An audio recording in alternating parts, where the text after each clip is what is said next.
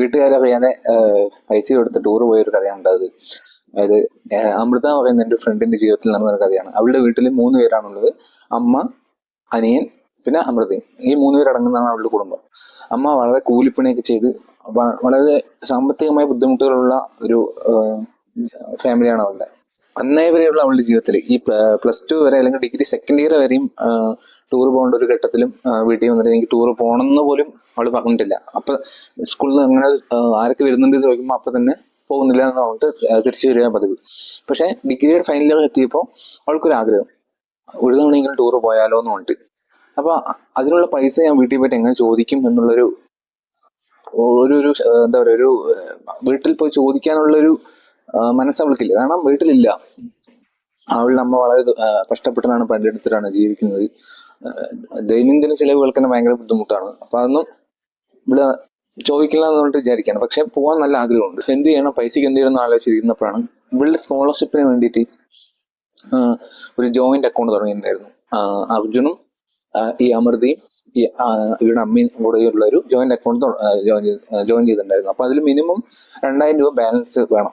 അപ്പോൾ ആ 2000 രൂപ കൊടുത്തു വെച്ച് ഇവർക്ക് ടൂർ പോകാൻ പറ്റും. ഇത് നടക്കുന്ന 2013 കാലഘട്ടത്തിലാണ്. അപ്പൊ 2000 രൂപ എന്ന് പറയുന്നത് വലിയൊരു എമൗണ്ട് ആണ്. അപ്പൊ അത് പോകാൻ പറ്റും. പക്ഷെ അത് പോകണമെങ്കിൽ ഈ അമ്മയുടെ ഒപ്പ് വേണം, അല്ലെങ്കിൽ ഈ അനിയന്റെ ഒപ്പ് വേണം. അമ്മയുടെ ഒപ്പ് ഇട്ടിട്ട് ഈ പൈസ എടുത്തു കഴിഞ്ഞാൽ വെച്ചാൽ അത് ഭയങ്കര വിഷയമാവും. അമ്മ അതിന് സമ്മതിക്കില്ല എന്ന് ആൾക്കറിയാം. അപ്പോ പക്ഷെ ഇവൾക്ക് ആഗ്രഹമുണ്ട് പോകണമെന്ന്. അപ്പൊ എന്ത് ചെയ്യുകയാണെന്ന് വെച്ചാൽ ഇവള് തീരുമാനിക്കുകയാണ്, അനിയന്റെ അടുത്ത് പറഞ്ഞിട്ട് അനിയനെ കൂട്ടിയിട്ട് പോയിട്ട് ഈ പൈസ എടുക്കാം.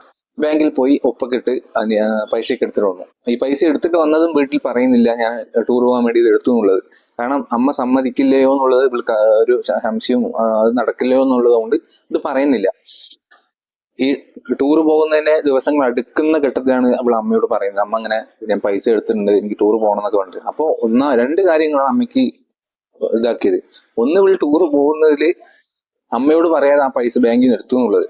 പിന്നെ 2, ടൂർ പോകേണ്ട ഒരു സിറ്റുവേഷനിലാണ് ഇപ്പൊ ഇവിടെ എന്നുള്ളതാണ് അമ്മയുടെ ഒരു ചോദ്യം. ഡെയിലി വീട്ടിൽ ചിലവുകൾക്ക് പോലും പൈസ ഇല്ല, നിനക്ക് ടൂർ പോകണമെന്നുള്ളതാണ്. പക്ഷെ അവളുടെ ഭാഗത്തു നിന്ന് ചിന്തിക്കുമ്പോഴും അവളുടേതായ ന്യായീകരണങ്ങളുണ്ട്. ഇന്നേ വരെ ജീവിതത്തിൽ ഒരിക്കൽ പോലും അവൾ എവിടെയും ടൂർ പോയിട്ടില്ല. ജീവിതത്തിൽ ആദ്യമായിട്ടാണ് ടൂർ പോകേണ്ടത് എന്ന് ആണ് അവൾ ആവശ്യപ്പെടുന്നത്. പക്ഷെ അമ്മ ആ ഒരു സൈഡിൽ നിന്ന് അമ്മ ചിന്തിക്കുന്നില്ല. പക്ഷെ അവൾക്ക് ആഗ്രഹമുണ്ട്. പക്ഷെ അമ്മയെ ധിക്കരിച്ചുകൊണ്ടല്ല അവൾ ടൂർ പോകുന്നത്. അമ്മ അവളെ പറഞ്ഞ് അത് സമ്മതിച്ചിട്ട് വേണം പോകാന്നുള്ള ആഗ്രഹത്തിലാണ് അതൊക്കെ പറയുന്നത്. പക്ഷെ സമ്മതിക്കുന്നില്ല. പിന്നെ കുറെ പറഞ്ഞ് അവളുടെ ഫ്രണ്ട്സൊക്കെ വിളിച്ച് സംസാരിച്ചിട്ടൊക്കെയാണ് അവൾ ഓക്കെ പറയുന്നത്. പക്ഷെ എന്നാലും അമ്മയ്ക്ക് പോകുന്നതിനോട് ഒരു യോജിപ്പില്ല.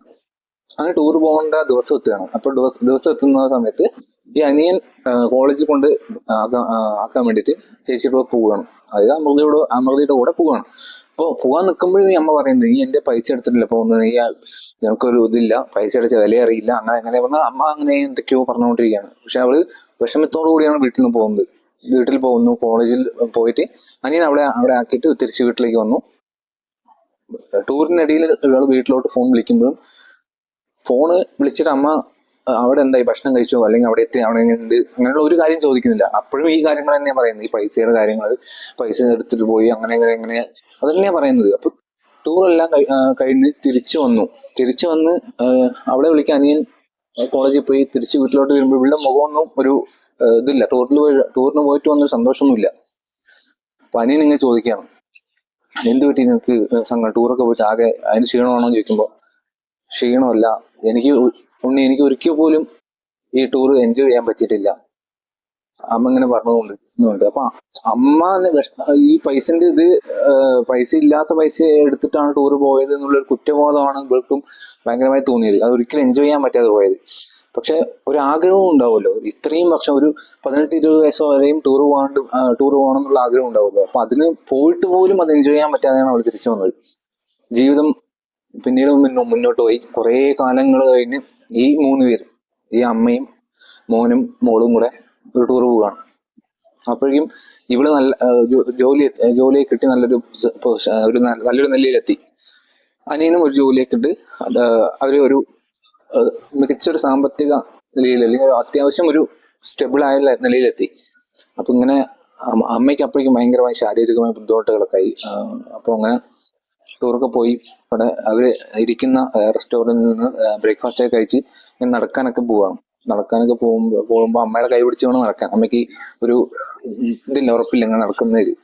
അപ്പൊ ഇങ്ങനെ നടന്ന് തിരിച്ച് വീട്ടിലൊക്കെ റൂമിൽ വന്ന് ഇങ്ങനെ ഇരിക്കുമ്പോ അമ്മ ഇങ്ങനെ രണ്ടുപേരെ അടുത്തോട്ട് വിളിക്കണം. എന്നിട്ട് രണ്ടുപേരെ അവളുടെ ഇങ്ങനെ കയ്യിൽ ഇങ്ങനെ പിടിക്കുകയാണ്. അമൃതയുടെ കൈ പിടിച്ചിട്ട് വളരെ ദുഃഖത്തിൽ ഇത് പറഞ്ഞു തുടങ്ങുമ്പോ തന്നെ അമ്മ ഇങ്ങനെ സങ്കടം കൊണ്ട് അമ്മ അറിയാൻ തുടങ്ങും. പണ്ട് നിന്നോട് ഇങ്ങനെ ടൂർ പോകണ്ടെന്നൊക്കെ പറഞ്ഞ, അല്ലെങ്കിൽ ഇപ്പൊ നല്ല വിഷമമുണ്ട്, അന്നത്തെ നമ്മുടെ അവസ്ഥ എങ്ങനെയായിരുന്നു, ഞാൻ ഒറ്റയ്ക്ക് നിങ്ങൾ എങ്ങനെയെങ്കിലും ഒരു നിലയിലെത്തിക്കാൻ വേണ്ടിയിട്ടുള്ള പെടാപ്പാടിനിടയിലാണെന്നൊക്കെ പറഞ്ഞ് ഭയങ്കര വിഷമത്തോടെ ഇങ്ങനെ കരഞ്ഞുകൊണ്ടിരിക്കുക. അപ്പൊ ഇവർ രണ്ടുപേർക്ക് ഇത് കേൾക്കുമ്പോൾ ഭയങ്കര വിഷമമുണ്ട്. അപ്പൊ ഇവർ രണ്ടുപേരും അതൊന്നും നിങ്ങളിപ്പോ പറഞ്ഞ കാര്യമാക്കണ്ട, അതൊന്നും വിഷയമല്ല, അതൊക്കെ നമുക്ക് എല്ലാം അറിയും.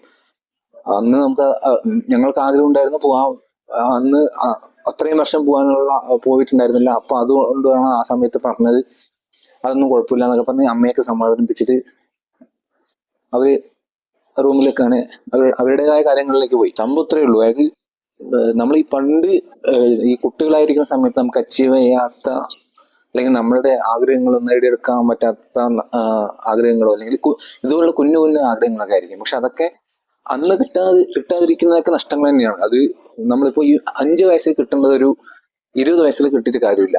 അപ്പൊ ഒരു 10 വയസ്സിൽ നമുക്കൊരു സൈക്കിൾ വേണം. അതില്ലാതെ ഒരു 25 വയസ്സിൽ നമുക്കൊരു ബൈക്ക് കിട്ടിയാലും നമുക്ക് ആ സൈക്കിൾ കിട്ടുന്ന സന്തോഷം നമുക്ക് കിട്ടില്ല. അപ്പോ കാര്യം ഇത്രേ ഉള്ളൂ. ഈ കുട്ടികളുടെ കുഞ്ഞു കുഞ്ഞു ആഗ്രഹങ്ങളാണെങ്കിൽ നമുക്ക് സാധിച്ചു കൊടുക്കാൻ പറ്റുന്നതാണെങ്കിൽ അതൊക്കെ സാധിച്ചു കൊടുക്കണം. ഇനിയിപ്പോ സാധിച്ചു കൊടുക്കാൻ പറ്റാത്തതാണെങ്കിൽ അതിലെ അവരെ വേദനിപ്പിക്കാത്ത രീതിയിൽ അത് കൺവിൻസ് ചെയ്ത് അവരത് പറഞ്ഞ് മനസ്സിലാക്കണം. അതാണ് ഈ കുട്ടികളുടെ മനസ്സിലുണ്ടാവുന്ന കാര്യങ്ങൾ അങ്ങനെ പെട്ടെന്ന് മാനുപോകില്ല. അതങ്ങനെ വർഷങ്ങളോളം അങ്ങനെ കിടക്കും. അപ്പോ ഇതാണ് സ്റ്റോറി. ഞാനിപ്പോ ഈ കഥ പറയാനുള്ള കാരണം എന്ന് വെച്ചാൽ, ഞാനിപ്പോ മൂന്നാറിൽ ടൂർ വന്നിരിക്കുകയാണ്. അപ്പൊ ടൂർ വന്ന് ഞാൻ ഇപ്പൊ എന്റെ ഓപ്പോസിറ്റ് നല്ല വ്യൂ ആണ്. ഞാൻ അവിടെ ഇരുന്നിട്ടാണ് ഇപ്പൊ കാഴ്ച കണ്ടുകൊണ്ടിരിക്കുകയാണ്. അപ്പൊ ഇവളെന്റെ വളരെ ബെസ്റ്റ് ഫ്രണ്ട് ആയിരുന്നു. ഞാൻ മൃത എന്ന് പറയുന്നത് വളരെ ക്ലോസ് ആയിട്ടുള്ള ഫ്രണ്ട് ആയിരുന്നു. എത്ര കാലം കഴിഞ്ഞ് വിളിച്ചാലും വളരെ ഇന്നലെ വിളിച്ചൊരു പരിചയം നമുക്ക് തോന്നും. അങ്ങനെയുള്ള ഒരു ഫ്രണ്ടാണ്. അപ്പൊ അവള് ഇങ്ങനെ എന്റെ അടുത്ത് മുമ്പ് പറഞ്ഞിട്ടുള്ളൊരു യാത്രാനുഭവമാണിത്. അപ്പൊ അതാ ഞാൻ നിങ്ങളോട് എന്തെങ്കിലും ഷെയർ ചെയ്യാൻ ട്രൈ ചെയ്തെടുത്തിരിക്കുന്നത്. അപ്പൊ ഇന്നത്തെ വീഡിയോ ഇതേ ഉള്ളൂ. മറ്റൊരു വീഡിയോ വരാം. ബൈ.